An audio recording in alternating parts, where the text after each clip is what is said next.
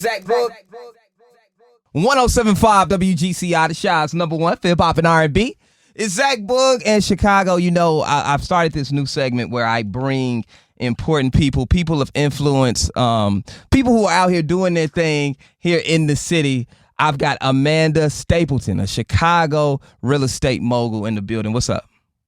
I'm excited to be here. How are you doing? How are you feeling? I feel amazing. Like, today has been absolutely amazing. Like, this has always been something on my bucket list, to be on WGCI. So this is really cool. Well, you deserve it. You deserve it. You are a real mogul. You're out here doing your thing. Are you a realtor in Atlanta as well? I am. I recently got licensed in Atlanta about a few months ago. Wow. So now I am licensed in Illinois and Georgia, soon to be Florida. So wow, all over the globe. Yes. So what got you into real estate? I swear the whole process was just so out of nowhere. Like, I got into the real estate industry at the age of 19 years old. I had literally just dropped out of college. I was a new mom. So my mom's realtor at the time is the person who actually introduced me to real estate, because, of course, I was seeing what she was doing. And I just never knew that would be a part of my journey, you know, being a real estate agent. So all of this was literally just out of nowhere. So that was so this is before real estate became a fad and cool. Exactly. Like, now it's so popular. It's so trendy. It's popular and trendy. I feel like every young person wants to be a realtor. And honestly, it is a cool job. Like, we get to show beautiful places all day, but it's a lot of hard work. Like, it's literally entrepreneurship times 10. Like, literally no days off. Right, So, right. It seems invasive. I mean, I'm pretty sure on the weekends you're showing homes. Weekends get a little crazy, but I mean, I've been in real estate since I was 19. I'm 29 now. Okay. So I have more of a system and structure in place. I have a real estate team. So things are definitely not as crazy and all over the place as it was for me when I first got in. But, you know, now I guess I would be considered like a vet in this industry. So now I'm pretty much just like on autopilot. Right. So Yeah. I want you to talk to a young girl. Let's say you're talking to a young girl who's 19, out of school, and she was just a few years ago, in the same position that you were once in. Okay. What advice would you give her if she wanted to get into real estate? I would say make sure that this is truly something you want to do. Like, for me, getting into the real estate industry, as I stated, like, this was never a part of my journey, but I just knew that the 9-to-5 lifestyle just was not for me. Right. Like, I knew that I always wanted to either have my own business, but I just didn't know what that looked like. So I would say, for anybody out there, even young or old, whatever business you want to start, make sure that this is something that you truly will be passionate about. Like, most people are chasing the money versus chasing their purpose. And I feel like me being in the real estate industry has so aligned me with my purpose. And my purpose is serving people, helping people. I love that. I love that. Now, a lot of realtors, they start off as realtors, okay? And then next thing you know, they become owners. They own property. Some realtors. Some realtors, not all of them, but I see a lot of realtors, they end up owning property themselves. Do you own property yourself? I do. I bought my first property at the age of 23 years old, and I had just became a broker. See, what a lot of people don't know about me is that I have not been a broker since I was 19. I was a leasing agent first. So I became a broker at 23, and I bought my first property at 23. Okay. It was a 4-unit property, and man, like, that one property has literally led me up to my real estate portfolio. Like, people really don't understand that one real estate deal can change your life. Wow. Yeah. So that one deal is the reason how I'm 7 properties. But explain to me how that works. Like, so did it just kickstart the next one? So do you make money from that first one and then invest in the second? How does that work? So basically what will happen is you want to buy in an area where the market is growing rapidly, okay? Which means that you're getting into this area that is not stabilized. And what I mean by that is, you know, areas that are still up and coming. Most people are afraid of those neighborhoods because they're not the safest or they're not the most prettiest neighborhoods or the ideal neighborhoods to be in. But you get into an area that is still up and coming, which means now you have potential opportunity for equity.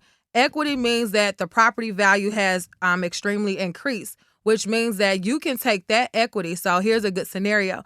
You buy a property for $150. 6 months later, the market goes up and it's worth $250. Now you have $100,000 in equity. You can either take that $100,000 and cash out and sell it, sell the property and take it in cash out, or you can do a refinance and you can still keep that property and take like 75 to 80% of that $100,000 and put that money towards your next project. And then do it again. And do it again and do it again and again and again. Rinse and repeat. Exactly. I love it. You know, I've heard this saying before that most millionaires become millionaires through owning real estate. Through real estate. Yes. So that's the game. Uh-huh. So if we talking to the youth, it's not the dope game, it's the real estate. It's the real estate game. Collecting these assets. Like I talk about assets so much. So primarily for my platform, of course, we talk in real estate, but I'm also just educating the importance of financial literacy, period. Yes. You know, making sure that my people, young people, all people are investing and they are collecting those assets and they are creating generational wealth. Like that's what it's really all about. It's not just buying a property to say I own one. You buy that property, you can pass that property down to your kids. Like we really can end the whole idea of my family has to go through the struggle. Like we can really end that. Yes, I love that. And let's stay right there on financial literacy for a minute. Okay. I want to speak for the person who, you know, still working hourly. Okay. You know, have a hour-to-hour job. You know, they may not have the excess income like that. Mm-hmm. You know, what steps can they do to save and to be able to eventually purchase a property or eventually get in real estate? You know, what financial literacy tips do you have for them? So the good thing is most of my clients are everyday working 9-to-5 people. Okay. Is the process is just very simple. It's a 620 credit score.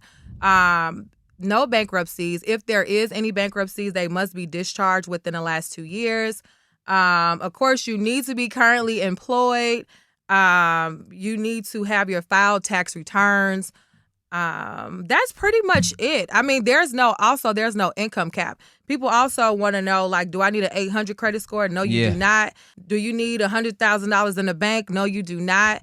There is a program called FHA, which gives you the lowest down payment it is out there. And this is truly catered to first-time buyers, which will be the 3.5% down. So if you take the 3.5% of a purchase price, that will be your down payment. So I would say the average person needs about $10,000 to $12,000 to get it done. Wow. Yeah. It's really not that bad. It's not, and it's not that hard. It's totally not that hard. Wow. Okay. So, let's say now I want to speak for the person who may have purchased a property and it needs some work. Okay. Okay. This property needs some work. It's not ready. You can't just, they had the house. Let's say that I'm just speaking made up numbers. House costs $50,000. Okay. Needs about $20,000 worth of work. Okay. And they're ready to flip it. They want to flip it. How do you go about finding dependable contractors to help flip these homes? Because on HGTV, it looked like it take 30 minutes. You know what? I tell my clients, don't bring that HGTV stuff over here. Please do not. Like, that's a fantasy world. And even to this day, I still have hard times with contractors. My best advice is continue to build your contacts.